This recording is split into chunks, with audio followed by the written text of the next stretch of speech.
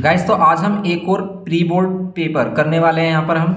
तो ये आपके जो बोर्ड है उसमें आपको काफ़ी हेल्प करेगा। तो इससे पहले हमने 3 प्री बोर्ड पेपर कराए हैं आपके प्रैक्टिस के लिए। उन सभी के लिंक आपको डिस्क्रिप्शन बॉक्स में एग्जाम मटेरियल वाली जो सीरीज़ चल रही है उस पर क्लिक करोगे आपको मिल जाएंगे। और इनके पीडीएफ के लिंक जो हमने डिस्क्रिप्शन बॉक्स में लिंक दिया है प्रॉब्लम्स बीटर स्टडी मटेरियल से, वहाँ से आप इनको डाउनलोड कर सकते हो फ्री ऑफ कॉस्ट। ओके, तो यहाँ पर आज हम बात करेंगे इस सैम्पल पेपर के बारे में।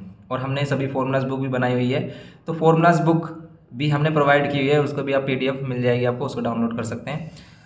तो यहाँ पर हम बात करेंगे फर्स्ट क्वेश्चन पर। देखो, जो फर्स्ट 15 क्वेश्चंस होते हैं वो कंपलसरी होते हैं और वो सभी एमसीक्यूज होते हैं हमारे। ओके, और हमारी एमसीक्यूज वाली सीरीज भी चल रही है जिसमें हम इंपॉर्टेंट एमसीक्यूज करा रहे हैं, जिसमें हमने chapter number first GST, second banking और फोर्थ वाला जो चैप्टर है, क्योंकि थर्ड वाला चैप्टर नहीं आ रहा है, शेयर एंड डिविडेंड, फोर्थ जो है लीनियर इनिक्वेशन, उसके हमने एमसीक्यूज कराए हैं। ओके, उनका लिंक भी आपको एग्जाम मटेरियल वाली जो प्लेलिस्ट है उसमें मिल जाएगा।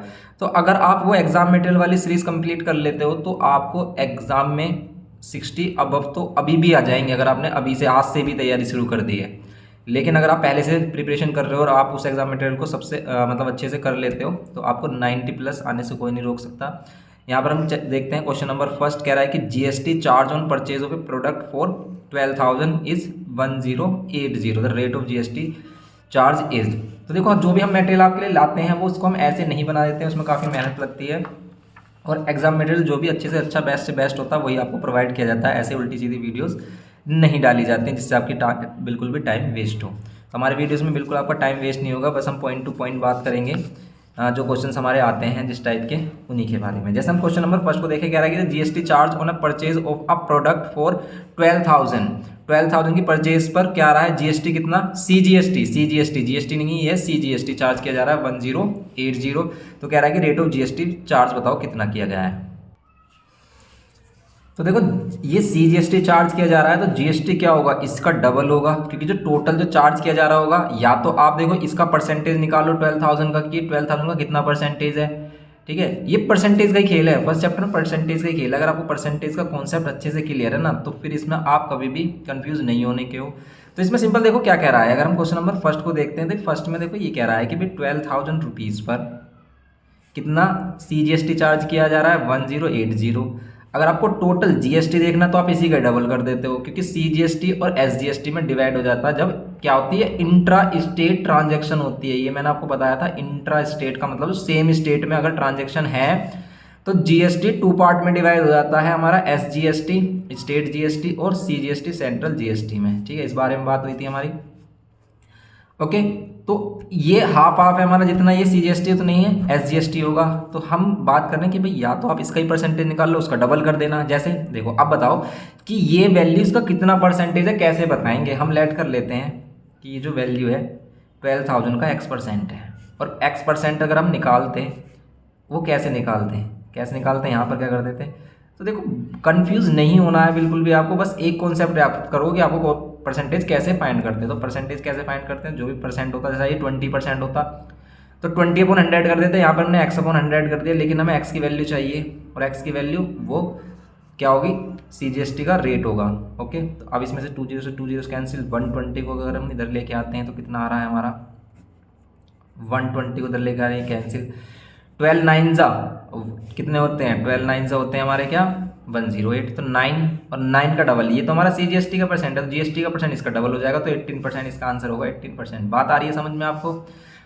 तो आई होप कि आपको ये चीज़ें समझ में आ रही होंगी। नहीं आ रही तो फिर भी आप कमेंट करके बता सकते हो कि भाई इसमें कुछ प्रॉब्लम आ रही है। तो परसेंटेज देखो, परसेंटेज सिंपल हम कैसे करते हैं कैलकुलेट। जैसे मैंने आपको कहा कि आपके पास 100 रुपीज़ हैं, कि 100 रुपीज़ का 20% कितना होगा। तो 20% का मतलब अगर आप इसका 20% निकाल रहे हो तो परसेंटेज जहाँ से भी हटाते हैं तो डिवाइड बाय क्या आता है, 100 से 100 कैंसिल, तो 100 का 20% 20 ही होता है। लेकिन अगर मैं बात करूँ कि 200 का 20% कितना होगा, तो 200 का 20% 20 होगा नहीं। देखो, अगर हम इसको कैंसिल करते हैं तो ये जाएगा 40।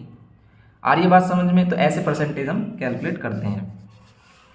सेकंड वाला देखते हैं, कह रहे हैं कि if discriminate of a quadratic equation is more than 0 then the roots are. तो रूट्स क्या होंगे, डिस्टिंक्ट एंड रियल होंगे। अब देखो, इसने कहने का जो मीनिंग है ना, मतलब लैंग्वेज को चेंज करता है, यही कंफ्यूज करता है लैंग्वेज में। क्वेश्चन वही होते हैं जो हमने किए हुए हैं, लेकिन लैंग्वेज में कंफ्यूज करेगा। डिस्क्रिमिनेट मतलब डी, ये कह रहा है कि डी की वैल्यू क्या हो जाए, क्वाड्रेटिक इक्वेशन में मोर देन जीरो हो जाए, तो मोर देन जीरो का मतलब क्या हो जाए, पॉजिटिव हो जाए, और अगर मोर देन जीरो होती है वैल्यू तो क्या होते हैं, रियल और डिस्टिंक्ट रूट आते हैं, मतलब डिफरेंट, डिस्टिंक्ट का मतलब डिफरेंट, डिफरेंट बोलो या फिर डिस्टिंक्ट बोलो, दोनों का मीनिंग एक ही है। तो मीनिंग पर डिपेंड कर रहा है ये क्वेश्चन कि ये अगर ये डिस्टिंक्ट एंड रियल रूट कह रहा है तो वही इसका आंसर है। तो distinct real roots equal, real roots तो इक्वल रियल रूट्स नहीं होंगे, इमेजिनरी या फिर आइदर बी और सी, ऐसा नहीं है, तो इसमें होगा हमारा ए। ओके, तो इसमें होंगे हमारे डिफरेंट रियल रूट्स, क्योंकि अगर ये डी जीरो के इक्वल हो जाता है तब क्या होते हैं हमारे इक्वल और रियल रूट्स होते हैं, तब हमारे रूट्स दोनों इक्वल आते हैं, जो दोनों वैल्यूज आती हैं एक्स की वो दोनों सेम आती है। लेकिन अगर डी की वैल्यू लेस देन जीरो हो जाती है मतलब माइनस, तो माइनस में इमेजिनरी रूट्स आते हैं। ये तीनों कंडीशन आपको पता होनी चाहिए, ठीक है, क्वाड्रेटिक इक्वेशन वाला जो कॉन्सेप्ट है इसमें। फिर कह रहा है कि the mode of A given data is, जो मोड होती है वो क्या वैल्यू होती है, उसे क्या कहते हैं, middle of the data, data का मिडिल वैल्यू होती है वो, नहीं, value of the occur the most, जो वैल्यू सबसे ज्यादा अकर होती है वही मोड होता है। हाँ जी, यही तो वैल्यू होती है जो सबसे ज्यादा अकर होती है, जिसकी अकरेंस, जिसकी क्या कह सकते हो आप, फ्रीक्वेंसी सबसे ज्यादा है, जिसका रिपीटेशन सबसे ज्यादा है, मोस्ट अकरिंग वैल्यू को ही हम क्या कहते हैं, मोड बोलते हैं, लार्जेस्ट वैल्यू को नहीं बोलते हैं। तो इसमें यही आएगा हमारा बी। ओके, तो इस तरह के क्वेश्चन आ जाते हैं। और आपको एक ये वाला रिलेशन भी याद रखना है कि मीन मीडियन मोड में क्या रिलेशन होता है। देखो मैंने इसको ऐसे याद रखा हुआ है, mean median mode, mean median mode. आप भी अगर आप चाहे तो आप इसको ऐसे याद रख सकते हो, या फिर मोस्टली मतलब जो बुक में वो कुछ इस तरीके से लिखा होता है। देखो मीन मीडियन मोड 231 231 और बीच में माइनस 231 231 मीन मीडियन मोड। या फिर ये इस तरीके से भी लिखा होता है कि मोड को इधर लिख देते हैं, बुक में इस तरीके से देते हैं इस रिलेशन को, मोड इजिकल्स टू क्या होता है 3 मीडियन और -2 मीन। ये वही तो बात हो गई, मोड को इधर लेके आगे प्लस का हो गया। अब 1 की मल्टीप्लाई करो या मत करो, अब यहाँ पर ये कर दो, ठीक है। तो ये है हमारा, ये भी रिलेशन हमारा सही है। तो इसमें वो ऐसी कंडीशन दे देता कि दो वैल्यू दे देता, मोड दे देगा, मीडियन दे देगा, तो मीन कह देगा आपसे मीन फाइंड करो, ठीक है। इस तरह का क्वेश्चन भी आ जाता है। अब the nth term of an AP is this the fourth term. अगर इसका nth टर्म है तो इसका मतलब इसने nth का जनरल फॉर्मूला दे दिया है 2n+3, nth टर्म की वैल्यू दे दिया। अब ये कह रहा है कि इसका फोर्थ टर्म बताओ। फोर्थ टर्म के लिए आप n के प्लेस पर 4 रखोगे, अगर आपने यहाँ पर 4 रखा तो कितना हो जाएगा, 4 2 8 और 3 11, 8 और 3 11, ठीक है। तो ये आ जाएगा 11। सिंपल से क्वेश्चन है बिल्कुल, आप भी इनको ट्राई करना, अपने आप से जरूर ट्राई करना एक बार, क्योंकि हम इन पेपर्स को क्या करते हैं, डिस्क्रिप्शन बॉक्स में जो लिंक है आपका स्टडी मटेरियल वाला उसमें प्रोवाइड कर देते हैं, आप उनको डाउनलोड करके अपने आप से जरूर प्रैक्टिस करना है एक बार एग्जाम से पहले। जब एग्जाम का जैसे कल एग्जाम है तो आपको पहले इन सभी प्रैक्टिस पेपर की अगर आप प्रिपरेशन भी कर लेते हो ना, तो आपके पासिंग मार्क्स तो कहीं नहीं गए, आप मतलब पासिंग मार्क्स क्या 50% से अब अभी मार्क्स आपके इजीली आ जाएंगे, अगर आपने इसको कॉन्सेप्ट विद कॉन्सेप्ट समझाया, रटा नहीं है। मैं रटने की बात नहीं कर रहा कि भाई आपने सिर्फ क्वेश्चन का सीख लिया, ऐसे ही क्वेश्चन जरूरी नहीं है, बिल्कुल सेम ऐसे ही आएंगे, होंगे इसी टाइप के ही, लेकिन आपके माइंड में क्या होना चाहिए, उनका कॉन्सेप्ट होना चाहिए कि हम कर किस तरीके से रहे हैं, या फिर कोई भी सिचुएशन ऐसी आती है तो उसको कैसे हैंडल किया जाएगा। A tangent intersect the circle at, बताओ एक टेंजेंट इंटरसेक्ट करता है सर्कल को 2 पॉइंट पर, 1 पॉइंट पर, 3 पॉइंट्स पर, या फिर इनफाइनाइट मैनी पॉइंट्स पर। तो ये आपको पता है ये 1 पॉइंट पर करता है। किसे कहते हैं टेंजेंट, सर्कल का टेंजेंट कहते हैं जो सर्कल को 1 पॉइंट से टच करता हुआ जाए, ऐसे करके, जैसे ये एक टेंजेंट है, ठीक है, जैसे ये एक टेंजेंट, तो बाहर से 1 पॉइंट में टच करते जा रहा था वो इसका टेंजेंट हो जाता है। ओके, ये बात है इसमें, तो ये इसका क्या हो जाएगा, टेंजेंट का, टेंजेंट सिर्फ 1 पॉइंट पर इंटरसेक्ट करता है। ये कह रहा है कि अब कि point P sections A and be in 3:2। देखो इसने मतलब लिख दिया है, ये कह रहा है कि पी क्या करता है, डिवाइड करता है, वो डिवाइड भी लिख सकता था, लेकिन इसने कह दिया कि पी सेक्शन, ठीक है। थोड़ा सा ऐसा लग रहा है कि लैंग्वेज सही नहीं है, लेकिन आप इसको समझ जाना कि पी सेक्शन मतलब सेक्शन इसको डिवाइड कर रहा है ए और बी को 3:2 में, तो वैल्यू ऑफ ए बतानी है। क्या लगाएंगे इसमें, क्या लगाएंगे, सेक्शन फॉर्मूला लगाते हैं इसमें। और सेक्शन फॉर्मूला आपको पता होना चाहिए क्या होता है, कि अगर कोई भी ए और बी पॉइंट है, इनको कोई पी पॉइंट डिवाइड कर रहा है, और इसके कोऑर्डिनेट हमारे क्या हैं, एक्स और वाई हैं, और इसके x1 और y1 है। ओके, और ये इसको हमने अगर x2 y2 लिया है, और ये हमारा रेशियो है m1 और m2, तो देन हमारे x की वैल्यू क्या होती है, m1x2 प्लस m2x1। इनके ऑल चैप्टर्स मतलब इनके सभी एक्सरसाइज का कंप्लीट चैप्टर का वीडियो भी हमने अपलोड किया हुआ है, इनका भी लिंक आपको डिस्क्रिप्शन बॉक्स में मिल जाएगा, उसको भी आप देख सकते हैं। अब देखो यहाँ पर p, यहाँ पर क्या है हमारा, p की जगह a और 4 है, यहाँ पर क्या है a और 4 है, ये वाला पॉइंट। और ये वाले पॉइंट हमें गिवन है, इसने ये वाला पॉइंट गिवन है 2 और 1, ये वाला पॉइंट हमारा 2 और 1, और ये वाला पॉइंट हमारा क्या है 7 और 6, ये हमारा 7 और 6, और रेशो है 3:2, और रेशो है क्या है 3:2, ये 3:2 है। तो अगर आपको इस ए की वैल्यू चाहिए, मतलब ये एक्स है, एक्स की जगह ए है, तो आपको ए की वैल्यू चाहिए तो आप क्या कर लोगे, m1 की वैल्यू 3 रख लो, x2 की वैल्यू कितनी है 7 प्लस m2 की वैल्यू 2 रख लो, x1 की वैल्यू कितनी है 2, ओके, और यहाँ पर m1 प्लस m2 3 प्लस 2। तो देखो बस फॉर्मूला को याद रखना है आपको किस तरीके से कि अगर हम x की बात करेंगे तो सभी x दिखेंगे यहाँ पर, m1 m2 और ये x दिखेंगे कि m1 x2 plus m2 x1 divide by m1 plus m2। Simple है, फॉर्मूला याद करने में कोई कन्फ्यूजन नहीं होगी आपको, ना ही कोई प्रॉब्लम होने वाली है, सिंपल सा फॉर्मूला है इसका। 2 और 3 और 2 5, और ये 25/5, आंसर आ गया हमारा 5 आ गया। ए की वैल्यू क्या आ रही है हमारी 5 आ रही है। क्या इसमें 5 है ऑप्शन में? यस, सी वाला इसका ऑप्शन करेक्ट है। ओके, अब बात करते हैं, देखो ये मैट्रिक्स का क्वेश्चन आ गया कि if this and this equal to this then X is equal to. देखो ये तो प्लस वाला है, बिल्कुल सिंपल क्वेश्चन है, प्लस वाले की बस आपको रूल पता होना चाहिए। देखो प्लस, अगर आप 2 मैट्रिसेस को प्लस कर रहे हो तो उनके ऑर्डर होने चाहिए सेम। क्या इनके ऑर्डर भी सेम है? यस, इनके ऑर्डर भी सेम है। आप बता सकते हो कि इन मैट्रिक्स का ऑर्डर क्या है, बताओ कितना होगा इसका ऑर्डर। कि अगर हम किसी भी मैट्रिक्स को देखें, इसमें उनका ऑर्डर की बात करें, जैसे भी इस वाली मैट्रिक्स की ऑर्डर की बात करें, क्या है इसका ऑर्डर बता सकते हो? तो देखो इसमें रोज कितनी है, रोज कैसे, ये लेटी हुई लाइन, ठीक है, लेटी हुई हॉरिजॉन्टल लाइन को हम रोज कहते हैं। तो इसमें एक ही रोज बन रही है, लेकिन कॉलम इस तरीके से बनाए तो इसमें 2 कॉलम्स बन रहे हैं। तो ये सभी 1 2 1 2 की क्या है 1 इंटू 2, रो इंटू कॉलम इसमें 1 इंटू 2 1 इंटू 2 की है मैट्रिक्स है। तो ये सेम ऑर्डर की मैट्रिक्स हैं, दिखाई भी दे रही है हमें साफ साफ। तो अब जो बाहर वैल्यू होती है उसका क्या करते हैं हम, उसको अंदर मल्टीप्लाई करते हैं, लेकिन हर एक वैल्यू से, इससे भी और इससे भी। 3 4 12, अगर सिर्फ आपने एक से कर दिया तो गलत हो जाएगा। 3 6 कितने होते हैं 18। ऐसे ही 4 को अंदर मल्टीप्लाई करो, 4 3 12, और यहाँ पर कितना हो जाएगा 4x। यहाँ पर 2 से अंदर मल्टीप्लाई करेंगे 24, और यहाँ पर 2 से करेंगे तो 22। दोनों को प्लस करेंगे तो क्रॉसपोंडिंग एलिमेंट से ही होंगे। जैसे A11, इसे क्या कहेंगे हम A11, तो A11 से ही, इस वाले A11 से ही प्लस होगा, 12 और 12 24, और ये A12 से 1 2 बोलेंगे, क्यों? क्योंकि फर्स्ट रो सेकंड कॉलम का एलिमेंट है। ओके, तो इन्हें बनाना सिखाया था हमने, अगर आपने नहीं देखा तो मैट्रिक्स का देखो आप कॉन्सेप्ट वाला वीडियो, इंट्रोडक्शन वाला, उसमें आपको ये चीज़ें समझ में आ जाएंगी। उनके कॉन्सेप्ट पर हमने बात किया, एग्जाम मटेरियल वाली सीरीज़ में आपको मिल जाएगा उस चैप्टर का बिल्कुल जो हमने कॉन्सेप्ट बताया। अब 18 + 4x करेंगे तो 18 4 जा नहीं होंगे, ठीक है, 18 + 4x ही लिखा जाएगा क्योंकि हम इन्हें कर रहे हैं प्लस। ओके, या फिर 18 और 4 22x मत लिख देना ऐसे, क्योंकि ये इसमें क्या है वेरिएबल नहीं है, इसमें वेरिएबल है, ये अनलाइक टर्म्स है, लाइक टर्म्स ही प्लस होते हैं। ये छोटी क्लासेस के कॉन्सेप्ट हैं, तो इनका भी आपको ध्यान रखना है। अब देखो, अगर 2 मैट्रिसेस इक्वल होते हैं तो उनके रेस्पेक्टिव एलिमेंट इक्वल होते हैं। जैसे कि इसका A11 इसके A11 के इक्वल 24 है, यहाँ पे 24 आ रहा है, सही है। यहाँ पर A12 के इक्वल होगा, तो यहाँ पर जो 18 + 4x है वो किसके इक्वल होना चाहिए 22 के, तो ये इसके इक्वल होना चाहिए। तो x की वैल्यू क्या होगी, 18 इधर लेके आएंगे, बताओ कितना आएगा। 18 को इधर माइनस कर देते हैं अगर हम, तो कितना आ रहा है, सॉरी यहाँ माइनस हो जाएगा 18, तो यहाँ हो जाएगा 4x, और ये माइनस है, माइनस 18 कर रहे हो, कितना आ रहा है 4, तो मीन्स x की वैल्यू कितनी आ रही है 1। ओके, तो x की वैल्यू 1 इसका आंसर है हमारा। सिंपल क्वेश्चन है, इसी तरीके के क्वेश्चन आते हैं, ज़्यादा टफ नहीं आएंगे कि 1 मार्क्स में आपको इतना टफ क्वेश्चन कर दे दिया कि आपको सॉल्यूशन ही नहीं आ रहा है, बस उसमें होगा कॉन्सेप्ट, ठीक है।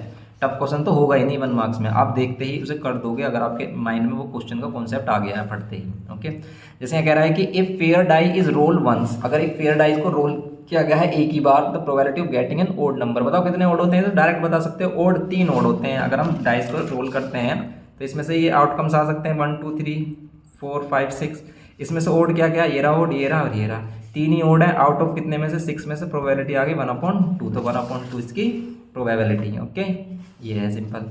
वो प्राइम नंबर की प्रोबेबिलिटी पूछ सकता है, ठीक है, मल्टीपल्स ऑफ 2 मल्टीपल्स ऑफ 3, इस तरीके से इवन ओड कुछ भी आपसे कह सकता है, वो सभी आपको पता होनी चाहिए।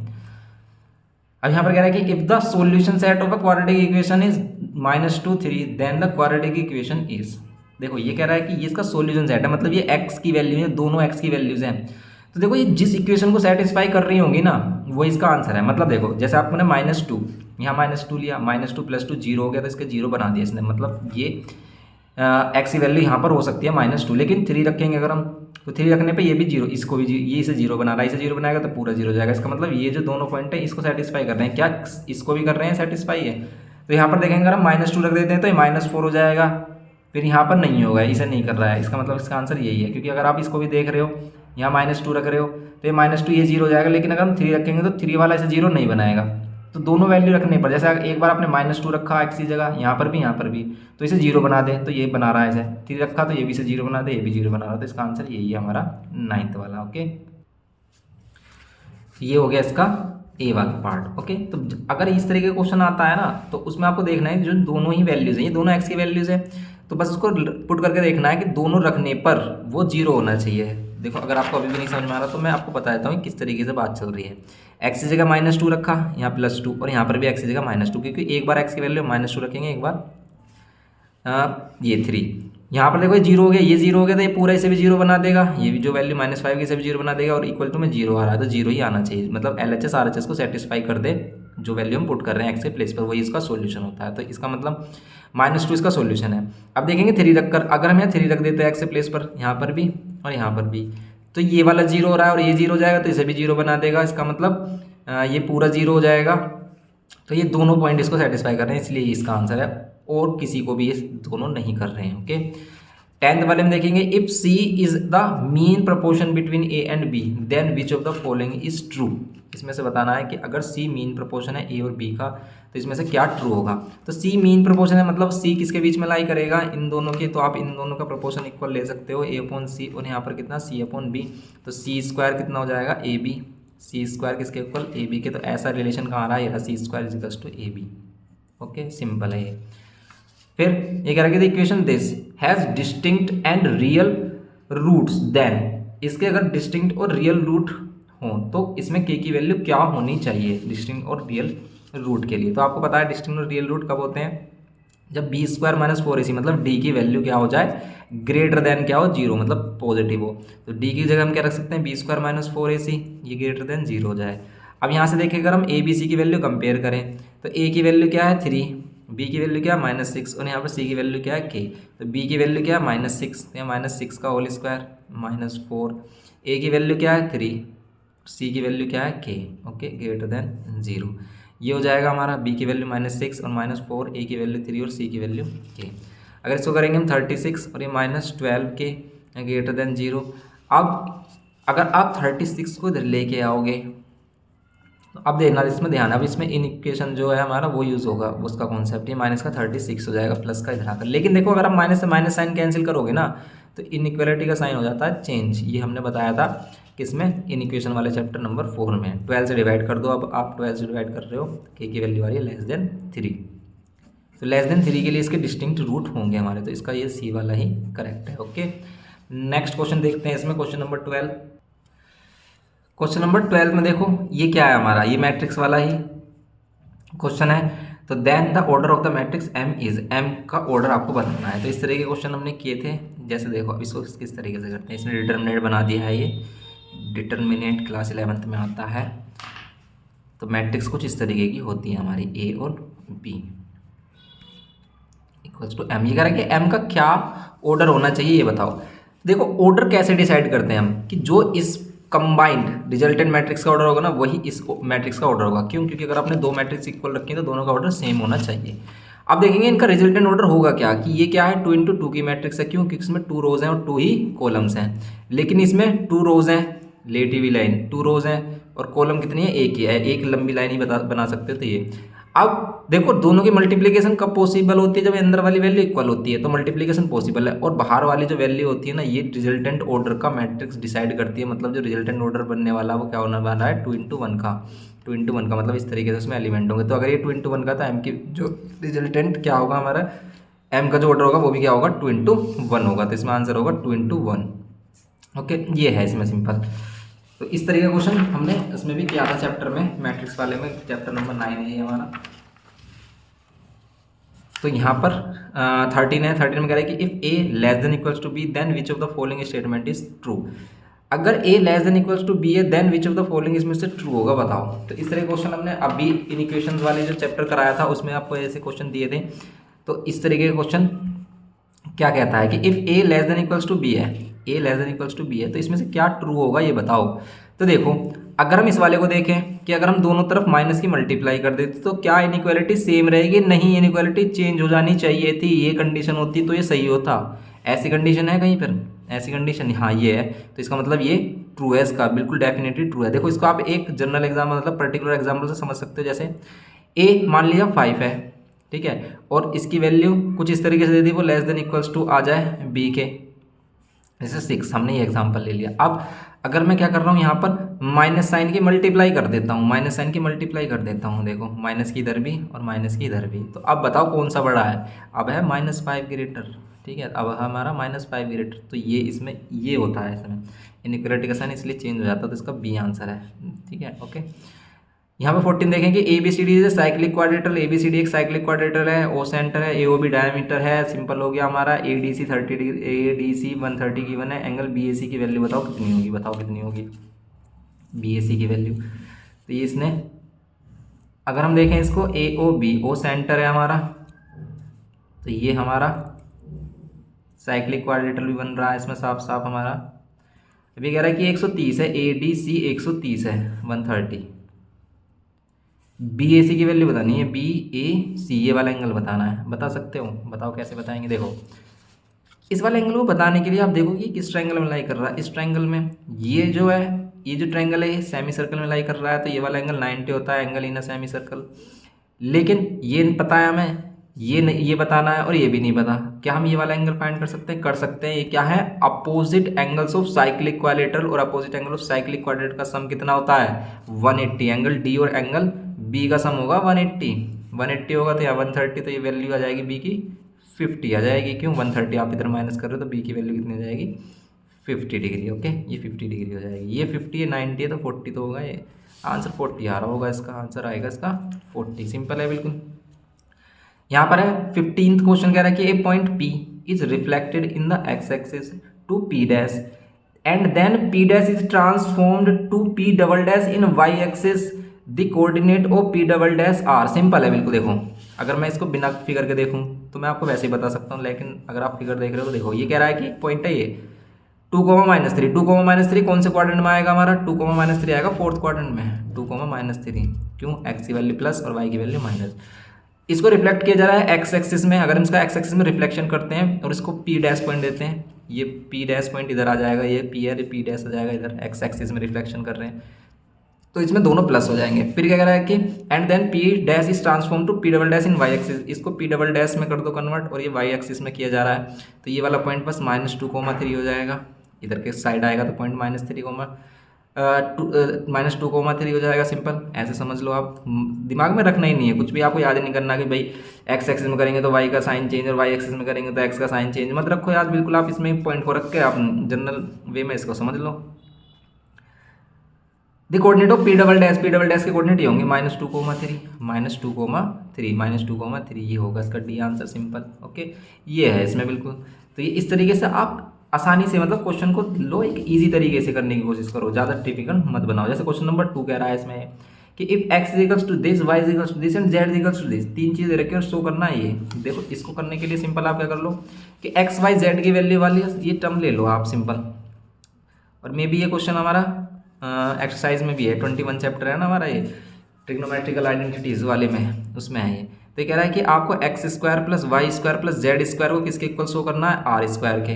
तो अगर हम इसमें LHS साइड ले लेते हैं, x² plus y² plus z², और x की वैल्यू क्या है? r cos a cos b, r cos a cos b, तो यहाँ पर लिख देंगे r cos a cos b, और इसका क्या करना है? स्क्वायर, प्लस y की जगह क्या रखना है आपको? y की जगह r cos a sin b, cos a sin b, r cos a sin b, इसका स्क्वायर, प्लस z की जगह क्या रखना है आपको? z की जगह रखना है r sin a, यहाँ पर सिर्फ रखना है आपको r sin a whole square. अब आप देखो इसे कर सकते हो नहीं, तो बस इसको सोल्व करना है सिंपल। r², ये हो जाएगा cos square a cos square b, ये क्या हो जाएगा? r² cos square a sin square b, और ये क्या हो जाएगा? r² sin square a। इन सभी में से r² तो कॉमन आ रहा है, लेकिन बात कुछ इस तरीके से हो रही है हमारी कि cos square a cos square b plus cos square a sin square b, और यहाँ पर है साइन स्क्वायर ए। अब इसका क्या करें भाई, सिर्फ इधर आर स्क्वायर ही बचना चाहिए, मतलब ये वाली वैल्यू 1 होनी चाहिए। क्या ये 1 हो रही है? देखो आप 1 हो रही है नहीं। साइन स्क्वायर भी और कोस स्क्वायर भी 1 होता है। देखो अगर हम इन दोनों में से क्या ले लेते हैं, कोस स्क्वायर कॉमन ले लेते हैं। ध्यान से देखो, कोस स्क्वायर अगर इन दोनों में से कॉमन ले रहे हैं तो यहाँ बच रहा है कोस स्क्वायर बी और साइन स्क्वायर बी। और आपको पता है साइन स्क्वायर ए प्लस कोस स्क्वायर ए क्या होता है 1, लेकिन एंगल कुछ भी हो सकता है, लेकिन सेम एंगल होना चाहिए। यहाँ पर भी है, यहाँ भी है, थीटा थीटा ए कुछ भी हो, लेकिन सेम एंगल हो। और sine square theta plus cos square theta 1 हो जाता तो ये 1 हो जाएगा, सिंपल। अब देखो ये तो हो गया 1, और अगर ये 1 हो गया तो बच्चा कोस स्क्वायर ए, ये कोस स्क्वायर ए बचा, और यहाँ पर ये हो गया हमारा साइन स्क्वायर ए, कोस स्क्वायर ए साइन स्क्वायर ए, फिर 1 हो गया तो आर स्क्वायर बच गया हमारा। ठीक है, सिंपल। ये इस तरीके से प्रूफ हो जाता है हमारा, ऐसे कर लेंगे हम। तो प्रूफ वाले क्वेश्चन अगर आपसे नहीं भी अटैम्प्ट हो रहे हैं तो आप उसके एलएचएस साइड लेके कुछ स्टेप्स करो, उसके भी कुछ ना कुछ मार्क्स आपको मिल ही जाएंगे। ओके, छोड़ना कुछ भी नहीं है, अटैम्प्ट करना है। जो कंपलसरी क्वेश्चन है उसका अटैम्प्ट जरूर करना है। सीमा deposited 640 per month for 4.5 years, the bank pays interest at the rate of 12% पर ईयर्स। ठीक है, क्योंकि कभी कभी ऐसा भी हो जाता है क्वेश्चन कि आपने अटैम्प्ट नहीं किया और बाय मिस्टेक वो बोर्ड में क्वेश्चन उसमें कुछ मिस्टेक आ गई, तो उन अगर मिस्टेक आ जाती है ना बोर्ड के पेपर में तो आप उसके मार्क्स मिलते हैं। इसलिए हर क्वेश्चन को अटैम्प्ट जरूर करना है, क्वेश्चन नंबर लिखना है, उसका गिवन तो जरूर लिख देना है आपको, अगर आपसे नहीं भी आता है। ओके, इस बात को ध्यान रखना है। अब यहाँ पर देखेंगे कि सीमा deposit 640 per month for 4.5 years, the bank pays interest at the rate of 12% per year, find the amount she get as the maturity value निकालनी है, आसानी से निकाल दो, बस कैलकुलेशन है, इसमें कुछ नहीं है। कि अगर हम इसमें देखें कि मैच्योरिटी वैल्यू अगर हमें फाइंड करनी है तो मैच्योरिटी वैल्यू होती है क्या, P into N plus interest. तो पहले हम इंटरेस्ट ही फाइंड कर लेते हैं। देखो मैच्योरिटी वैल्यू क्या होती है, P into N plus interest. आप पहले इंटरेस्ट फाइंड कर लो कि इंटरेस्ट फाइंड करने के लिए हम क्या करते हैं, P into N plus 1 upon 2 into 12 into में R अपॉन 100। कैलकुलेशन देखो किस तरीके से करनी है, 640 इंटू R मतलब एन क्या है, ये 4.5 ईयर है। अब बताओ 4.5 ईयर में कितने मंथ्स होंगे, तो 12 से मल्टीप्लाई कर देते हैं हम इसे। 12 से मल्टीप्लाई करो कितना आ रहा है बताओ, 12 से मल्टीप्लाई करने कितना आ रहा है, पॉइंट हटाएंगे तो नीचे 10, 5 से कैंसिल, 5 9 जा 5 2 जा 2 से कैंसिल 6 और 6 9 जा कितने, 9 6 जा 6 9 जा कितने होते हैं हमारे 54।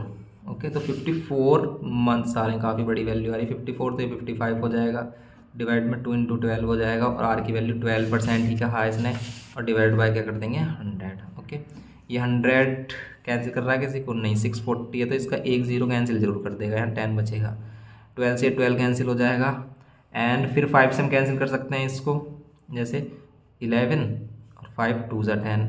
ओके, यहाँ पर 2 और 2 बच रहा है, 2 से और कैंसिल करो, जिस जो भी वैल्यू होती है इसे 2 से इसे कैंसिल कर सकते हो 27, और 2 से इसे कैंसिल कर सकते हैं 32। बस आपको मल्टीप्लाई करनी है 32, 27 और 11 की।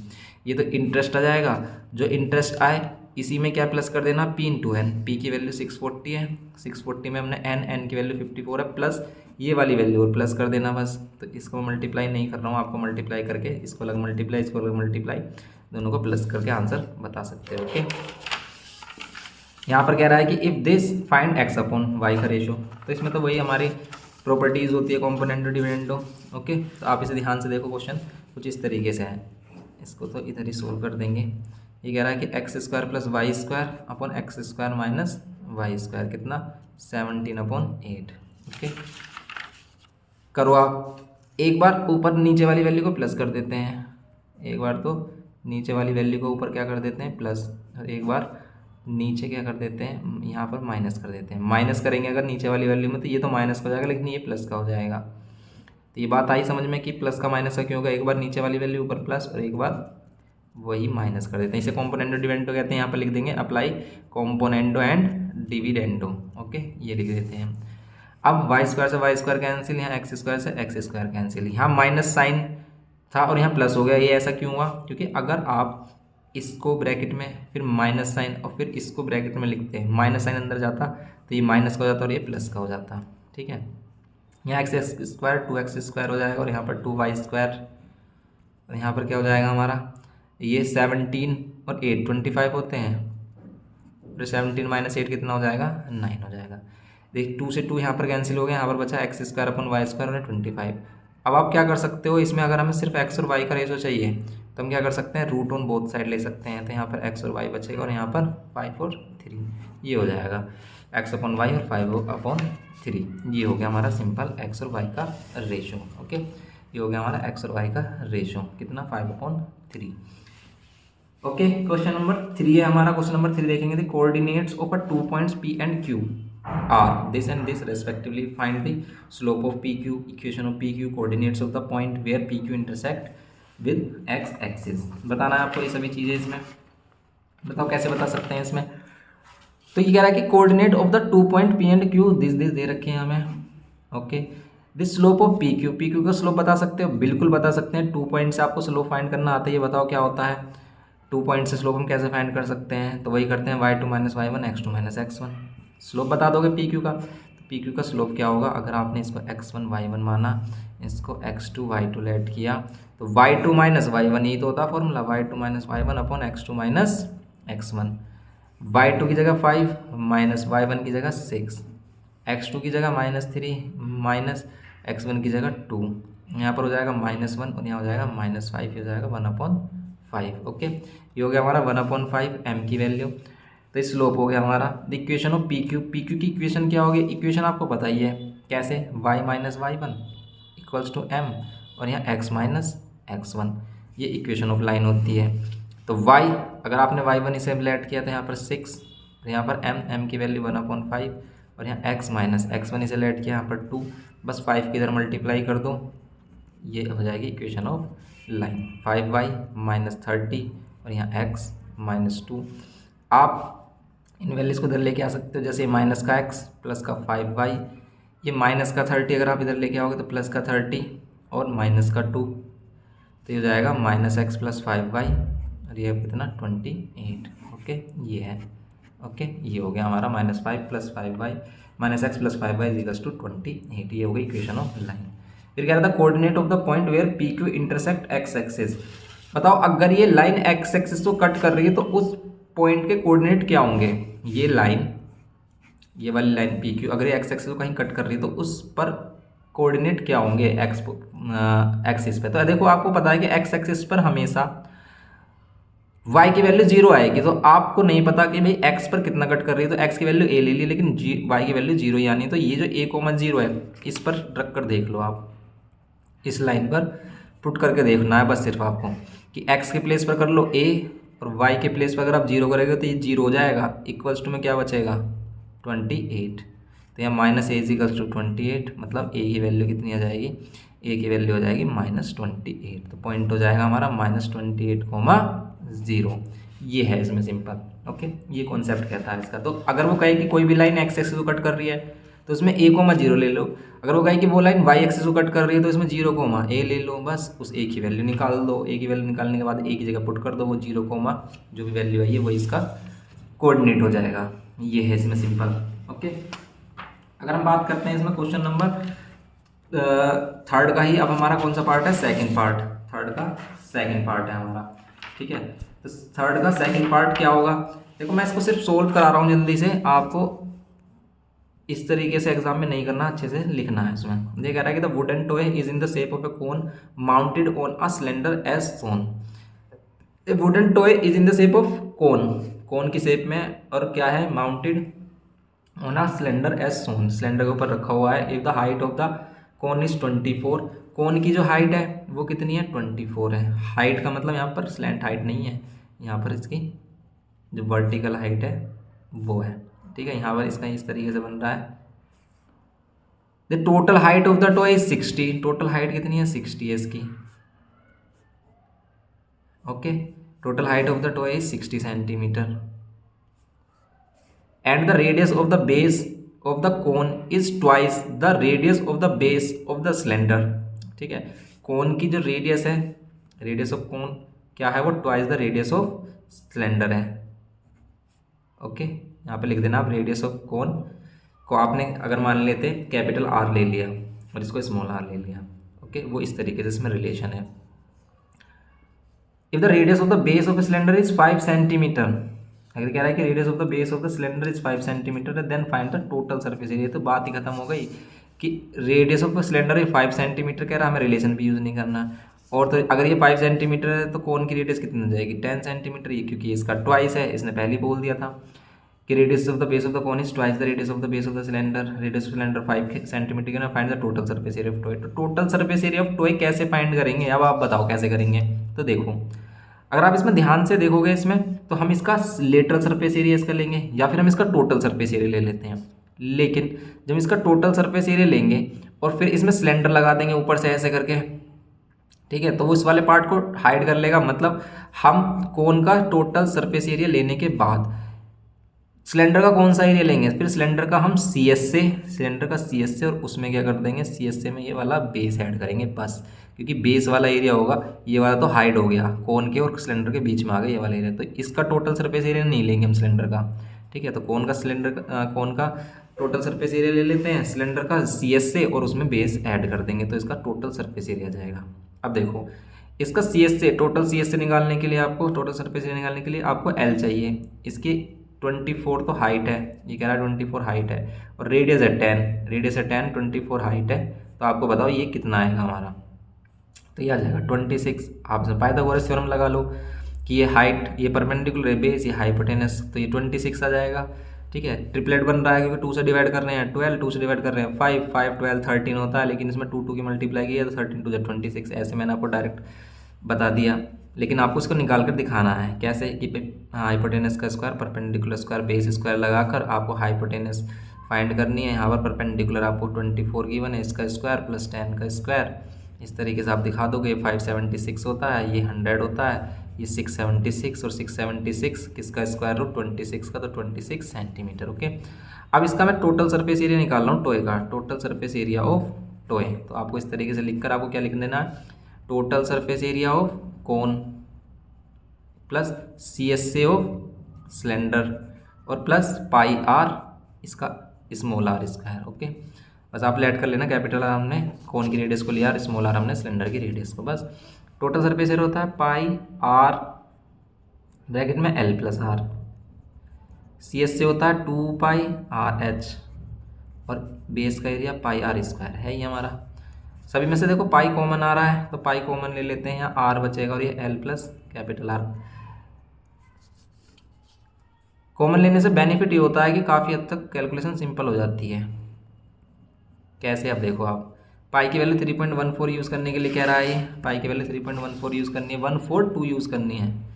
आर की वैल्यू क्या रखोगे आप 10, एल की वैल्यू 26 और यहाँ पर 10 प्लस 2, आर की वैल्यू स्मॉल आर की 5, और इसकी हाइट कितनी होगी, देखो 24 है तो इसकी हाइट कितनी होगी, 24 माइनस कर देंगे, इसमें से आएगा कितना 34, 34 है 36, 36, 60 माइनस 24 करोगे 36 आएगा, ओके। ये 36 प्लस आर स्क्वायर मतलब स्मॉल आर की वैल्यू 5, और 5 का स्क्वायर कितना हो जाएगा 25। बस अब आपको इसको सोल्व कर लेना है। देखो ये दोनों प्लस होकर कितने बनेंगे 36 को 10 से करेंगे अगर हम तो 360, 5 2 10, यहाँ पर भी 360, ओके। और यहाँ पर कितना हो रहा है ये 25, 360 कितना हो रहा है 720 ये और 25 ये, तो 745, बस इसको मल्टीप्लाई कर लेना, आंसर आपका मिल जाएगा, ओके। ये है इसमें।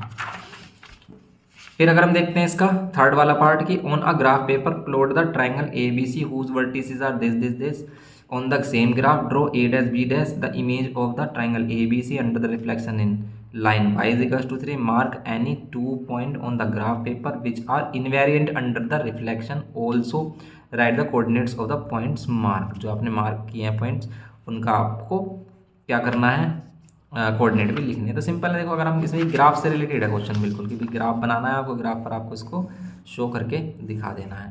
तो अगर हम यहाँ पर एक 1 2 रफ फिगर ले लेते हैं, ग्राफ ले लेते हैं, तो कुछ इस तरीके से होगा ये 1 2 3 4 5, ओके। फिर यहाँ पर -1 -2 -3 -4 -5, फिर यहाँ पर 1 2 3 4 5 6, ओके, अब यहाँ पर एक पॉइंट बनाओ आप, ए पॉइंट है 5,4, तो 5,4 कहाँ होगा, यहाँ पर 5,4, यहाँ पर पॉइंट होगा ये हमारा 5,4, ठीक है, 5,4 ये ए है। बी बनाओ 7,5, बी बनाना है आपको 7,5, तो 7,5 मान लेते हैं, यहाँ पर आ रहा है ये इधर आ रहा है हमारा 7,5। फिर सी कहाँ है हमारा, ये सी है -3,6, तो -3,6 तो इधर आएगा -3,6 पॉइंट यहाँ आ रहा है हमारा ये, ओके, -3,6। ए बी सी एक ट्रायंगल इस तरीके से बन रहा है ये, ठीक है।